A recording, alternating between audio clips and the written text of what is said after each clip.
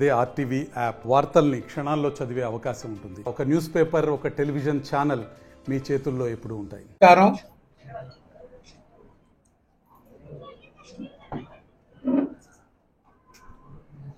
శాసన మండలి ఎన్నికల్లో రెండవసారి శాసన మండలి సభ్యుడిగా అవకాశం కల్పించిన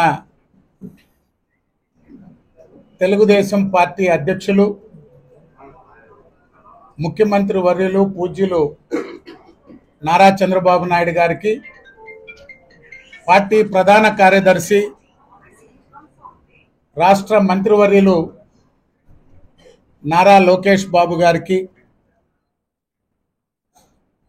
రాష్ట్ర పార్టీ పెద్దలు, జిల్లా మంత్రులు, పార్లమెంటు సభ్యులు, శాసనసభ్యులు, తెలుగుదేశం పార్టీ కుటుంబ సభ్యుల సహకారంతో రెండోసారి శాసన మండలికి ఎంపిక కాబడ్డాను.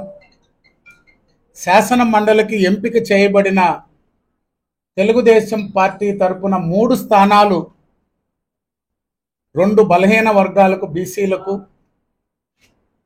దళితుల నుంచి జస్టిస్ పున్నయ్య గారి మనవరాలు, మాజీ స్పీకర్ మంత్రివర్యులు ప్రతిభా భారతి గారి కుమార్తె గ్రీష్మ గారిని ఎంపిక చేయడం, తెలుగుదేశం పార్టీ కూటమి ప్రభుత్వంలో 3 స్థానాలు కూడా ఎస్సీలకు, బీసీలకు కేటాయించిన సందర్భంగా ప్రత్యేకంగా పార్టీ అధ్యక్షులు గౌరవనీయులు నారా చంద్రబాబు నాయుడు గారికి, లోకేష్ బాబు గారికి బలహీన వర్గాల తరపున ప్రత్యేకంగా ధన్యవాదాలు, కృతజ్ఞతలు తెలియజేసుకుంటున్నాం. తెలుగుదేశం పార్టీ స్థాపించిన నాటి నుంచి నందమూరి తారక రామారావు గారైనా, నారా చంద్రబాబు నాయుడు గారైనా, ఈనాటి మా యువనేత నారా లోకేష్ బాబు గారైనా ఈ రాష్ట్రంలో ఎస్సీ కమిషన్ ఏర్పాటు చేశారంటే అది Telugu Desam party. SC corporation, finance corporation ఏర్పాటు చేసింది ఎవరు హయాంలో అంటే తెలుగుదేశం పార్టీ. ఎస్సీలకు డిపార్ట్మెంట్ పరంగా ప్రమోషన్లలో రిజర్వేషన్ కల్పించినటువంటి పార్టీ ఏదంటే అది తెలుగుదేశం పార్టీ. పార్లమెంటు స్పీకర్గా, అసెంబ్లీ స్పీకర్గా దళితులకి అవకాశం కల్పించిన పార్టీ, మొట్టమొదటి తెలుగుదేశం పార్టీ ప్రభుత్వంలో ఆర్థిక శాఖ మంత్రులుగా అవకాశం కల్పించినటువంటి పార్టీ తెలుగుదేశం పార్టీ. ఈరోజు బలహీన వర్గాలకి స్థానిక సంస్థల్లో రిజర్వేషన్లు తీసుకొచ్చిన పార్టీ తెలుగుదేశం పార్టీ. అన్న నందమూరి తారక రామారావు గారు, నారా చంద్రబాబు నాయుడు గారు బలహీన వర్గాలకి అన్ని స్థాయిల్లో, మండల స్థాయి నుంచి రాష్ట్ర స్థాయి దాకా ఆర్థికంగా, సామాజికంగా, రాజకీయంగా ప్రోత్సహించినటువంటి పార్టీ తెలుగుదేశం పార్టీ.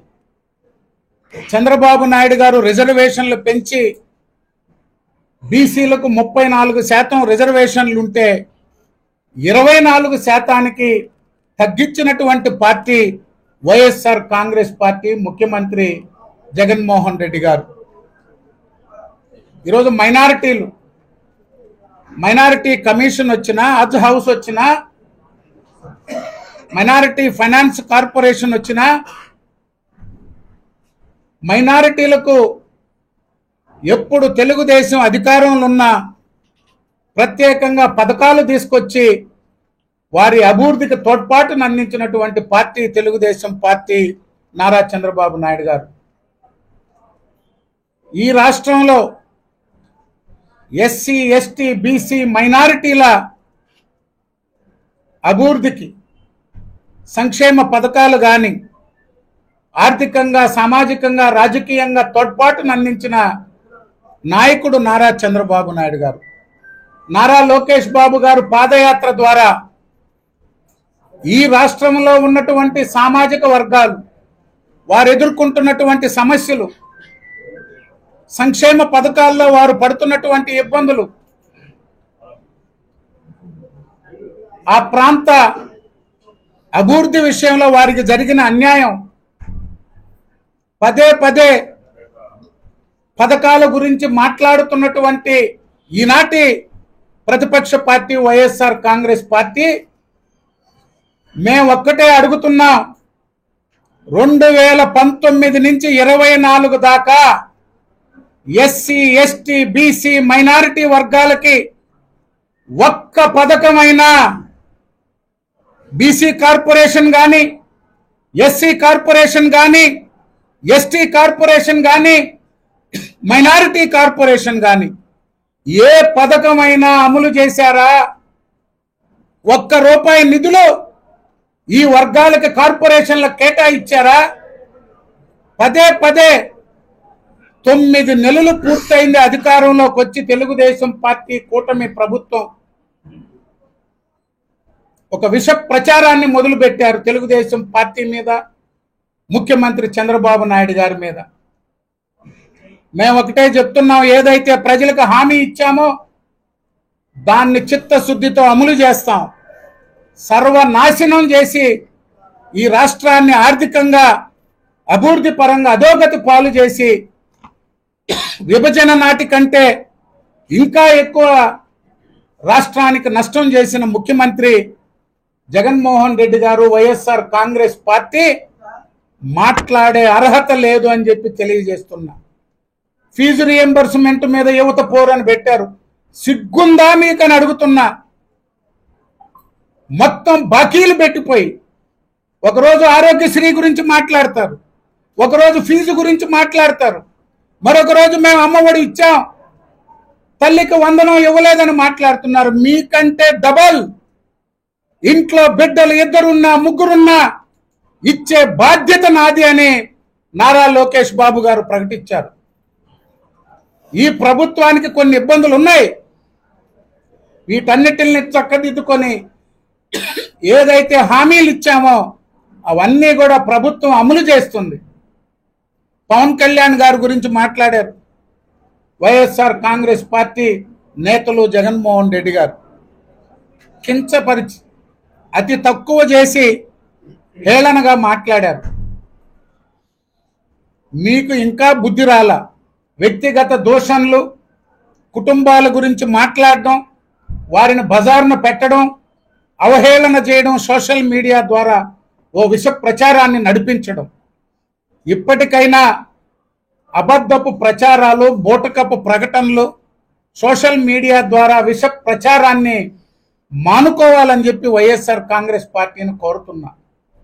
ప్రభుత్వంలో ఏదైనా లోపాలుంటే ప్రతిపక్ష పార్టీగా చెప్పొచ్చు, కానీ ప్రతిరోజు అనునిత్యం సోషల్ మీడియాలో విష ప్రచారం చేయడం, వాటి మీద ఏదైనా కంప్లైంట్ల మీద పోలీసులు హెచ్చరించిన దాన్ని గలబా చేయడం.